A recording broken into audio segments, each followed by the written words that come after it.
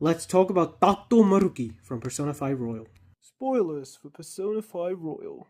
If I had to explain Maruki in one line, it's that he's a straightforward hypocrite. Here's the thing. You have powers, you're well educated in this field of therapy, and you saw Kasumi, or, Sumire, like, going through trauma, losing her sister and everything, and Sumire is like, I want to be Kasumi, that's gonna make me happy, and you're like, yeah, that's a good thing. Now, the whole concept of Maruki is that if somebody believes this will make them happy, he'll give them that.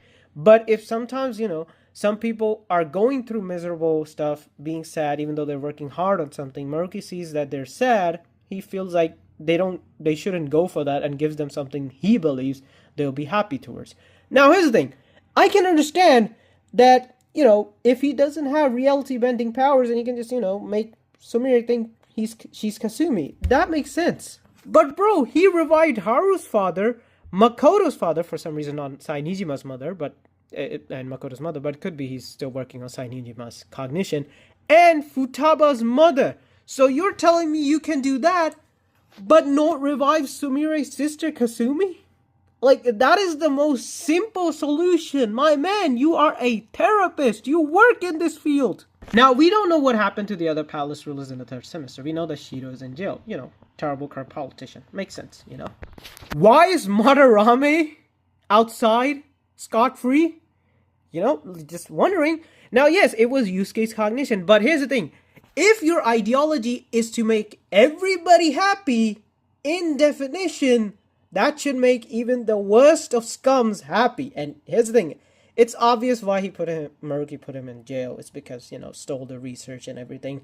But I feel like you gotta be consistent with your work if you're gonna say, I will make everybody happy. That should include this guy as well, even though he's a scum of the earth.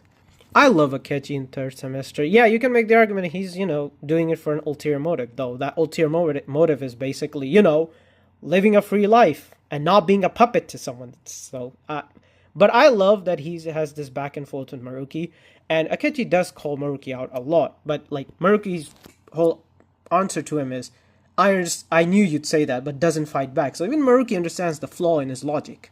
Okay, so from here there's a Persona 4 spoiler, so I don't want to discuss that if you haven't seen P4. I'm gonna, after this, I'll make it.